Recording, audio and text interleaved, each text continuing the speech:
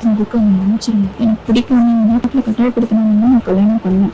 நான் கல்யாணம் பண்ணியிருக்க மாட்டேன். ஆனால் இருக்க முடியல.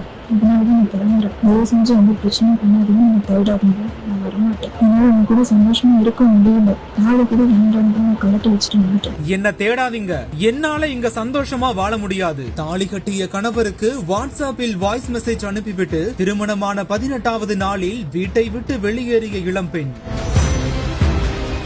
கன்னியாகுமரி மாவட்டம் குளச்சல் அருகே செம்பொன்விளை பகுதியில திருமணமான 18வது நாள்ல புதுமண பெண் மாயமாகி உள்ள சம்பவம் அதிர்ச்சியை ஏற்படுத்தியிருக்கு. நவம்பர் 3ஆம் தேதி திருமணம் நடைபெற்ற நிலையில ஐடி நிறுவன ஊழியரான அந்த இளம்பெண் கணவர் வீட்டிலேயே 7 சவரன் தாலி சங்கிலியை கலற்றி வைத்துவிட்டு என்னால உங்க கூட சந்தோஷமா இருக்க முடியாது, என்ன தேடாதீங்க, எங்க வீட்டுல தான் கட்டாயப்படுத்தி திருமணம் பண்ணி வச்சுட்டாங்க அப்படின்னு சொல்லி தன்னோட கணவர் விஜய்க்கு வாட்ஸ்அப்ல வாய்ஸ் மெசேஜ் அனுப்பிவிட்டு வீட்டை விட்டு வெளியேறி இருக்காங்க. இதையடுத்து விஜய் பல இடங்கள்ல தேடியுமே அவரை கண்டுபிடிக்க முடியாததால காவல் நிலையத்துல புகார் கொடுத்திருக்காரு. அதன் பேரில் குளச்சல் போலீசார் வழக்கு பதிவு செய்து காணாமல் போன அந்த இளம்பெண்ணை தீவிரமா தேடிட்டு வராங்க. திருமணமான 18 நாட்கள்லயே புதுமண பெண் வீட்டை விட்டு வெளியேறி உள்ள சம்பவம் அந்த பகுதியில பெரும் பரபரப்பை ஏற்படுத்திட்டு வருது.